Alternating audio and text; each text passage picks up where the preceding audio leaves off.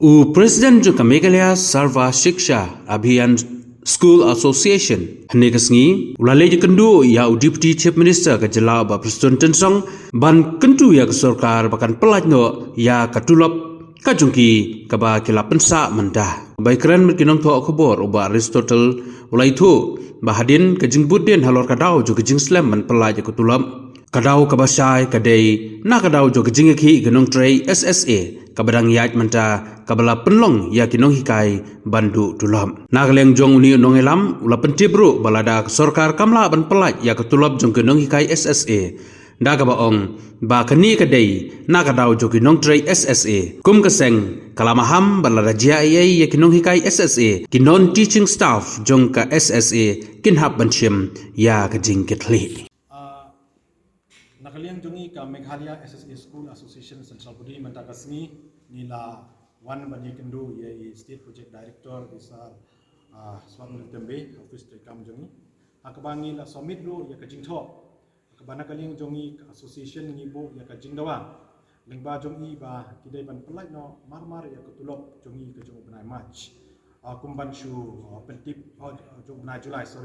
kumban shu pentip ya pi nakaliang jong ka nakaliang jong ka education department akala dep ban pelai ya ka sanction order syabaro ki district ha ka absent week jong benai Julai nakabata ban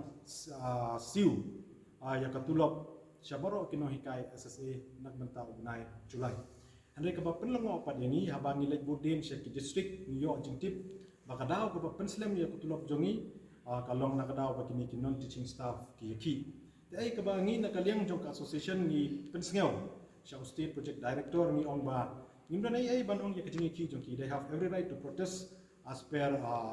constitution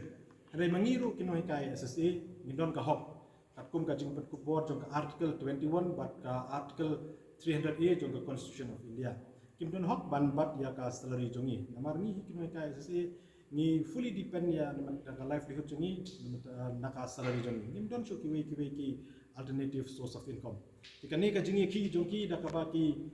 withhold ya ka tulop jongi bat ki detain ya ka tulop jongi kala kta sikat de yani kidoi ka SSA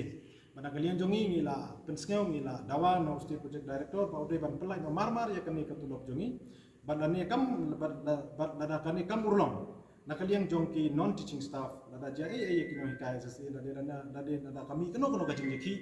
nakaliang jongi kino hikai SSA ki habat shim ya kajing ki